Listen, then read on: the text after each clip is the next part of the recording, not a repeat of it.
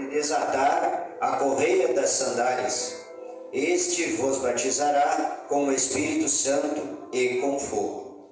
Aleluia! João Batista batizava com água para o arrependimento, mas ele mesmo faz questão de dizer, ele reconhece: eu batizo com água e nada mais, mas aquele que vem após mim. Malaquias 3 fala que João Batista era o mensageiro do Senhor, que vinha à frente, o precursor, preparando o caminho do anjo do Senhor que viria. Em Malaquias 3, referência ao Messias, Jesus Cristo, Salvador. João Batista, o precursor, está dizendo: eu batizo com água para arrependimento, mas ele, Jesus, é mais poderoso do que eu não sou digno de me curvando, desatar as correias das suas sandálias, tarefa diária de um escravo. João Batista está se esvaziando de si mesmo, reconhecendo a grandeza do Messias, de Jesus Cristo, Salvador. E ele disse: só ele, ninguém mais, batizará com o Espírito Santo e com fogo. Quem batiza no Espírito Santo não é o pregador, quem batiza no Espírito Santo não é o apóstolo, quem batiza no Espírito Santo não é o levita, quem batiza no Espírito Santo não é o profeta, quem batiza no Espírito Santo não é o profetista,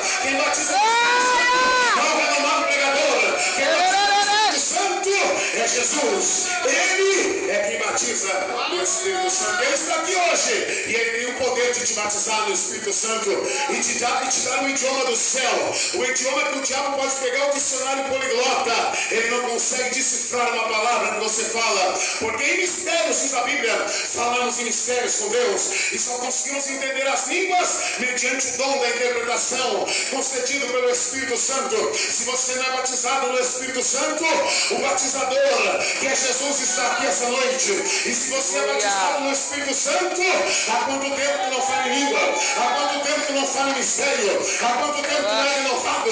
Há quanto tempo tu não profetiza?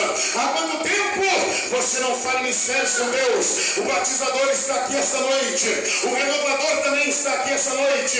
É o Espírito Santo para renovar a tua vida, para reacender a chama no altar da tua vida. Aleluia! Glória! Aleluia! De fogo, quem é que morreu queimado? Quem é que morreu, Lucas? Quem é que morreu, pastor Lito? Nabucodonosor chamou os mais fortes do reinado, os bombados. Pegue eles, amarre eles e lance eles dentro do fogo. Não quiseram se encurvar, vão morrer. Vão ser incinerados, vão virar cinza. Os mais fortes amarraram eles, ataram. E quando eles foram lançar os servos de Deus na fornalha, Nabucodonosor, por conta da sua fúria, tinha mandado aquecer a fornalha 7 vezes mais do que o normal. Extremamente quente na fornalha. Mas quando os mais fortes foram lançar os servos de Deus, a Bíblia diz que a chama do fogo não matou os servos de Deus, ela matou os homens mais fortes do exército de Nabucodonosor. Sabe o que isso quer dizer na revelação espiritual de Deus? As portas do inferno não prevalecerão contra a tua vida, a tua casa, a tua família, o teu ministério, contra os teus sonhos, os teus projetos, contra os teus filhos. Ei, o mais forte está. Cristo ungiu o seu ministério cumprindo as profecias isaíacas. E sendo Jesus batizado, saiu logo da água, e eis que lhe abriram os céus, e viu o Espírito de Deus descendo como pomba e vindo sobre ele. E eis que uma voz dos céus dizia: este é o meu Filho amado, a quem me comprazo. Glória a Deus. No batismo, Jesus foi batizado por João Batista. João Batista disse: eu careço, eu preciso, eu na lógica necessito ser batizado por ti. Tu que é o santo, filho de Deus no pecado, quem sou eu para te batizar? Jesus diz: João, tem que acontecer isso para que se cumpra toda a justiça. É necessário você me batizar. E quando Jesus está descendo as águas batismais, a Bíblia diz que o céu se abre.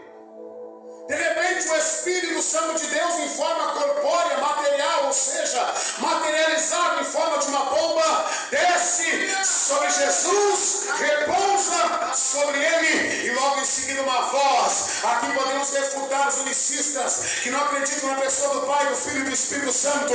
É nítido, é notório no batismo de Jesus a presença de Deus Pai, Deus Filho, Deus Espírito Santo. Jesus sendo batizado, levanta das águas, o Espírito vem em forma material de pomba, repousa sobre ele. A voz de Deus o Pai ecoa dizendo: este é meu Filho amado, em quem eu me comprazo.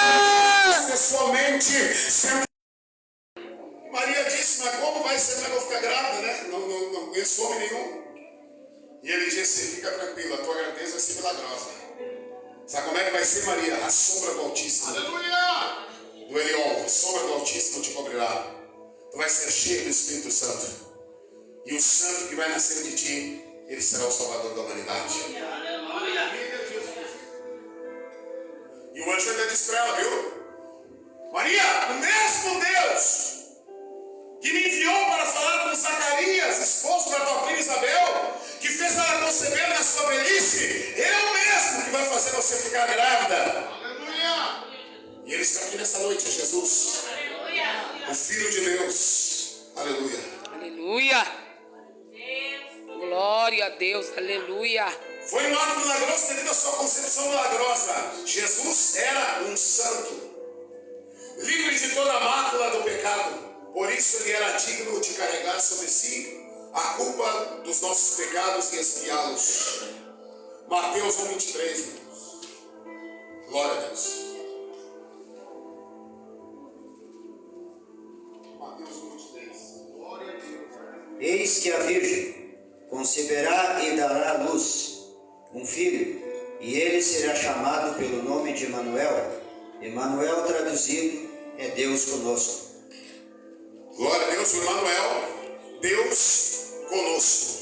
A Virgem concebeu pelo poder do Espírito Santo. Foi uma gravidez milagrosa, coisa que só Deus pode fazer. Por isso Jesus é chamado de o Santo, porque ele nasceu sem pecado. Ele é o Santo Filho de Deus. E João Batista identifica ele dizendo: eis o Cordeiro de Deus que tira o pecado do mundo.